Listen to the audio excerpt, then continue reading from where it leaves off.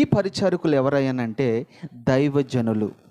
షూషను కోటలో ఒకటి రాజు ఉన్నాడు, తర్వాత సేవకులు ఉన్నారు, తర్వాత షండులు ఉన్నారు. షండులు అంటే పరిశుద్ధాత్మ దేవుడు కూడా ఉన్నారు.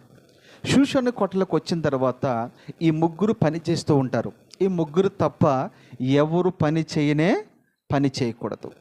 మీకు అర్థమైంది కదా.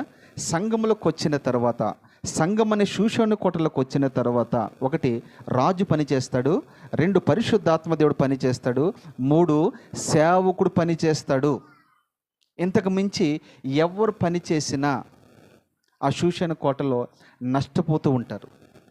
కొన్ని సంఘాల్లో ఎవరు ఎక్కువగా పని చేస్తున్నారంటే పెద్దలు బాగా పని చేస్తూ ఉన్నారు. ఎవరు ఎక్కువగా పని చేస్తున్నారంటే డబ్బున్న వాళ్ళు బాగా పని చేస్తున్నారు.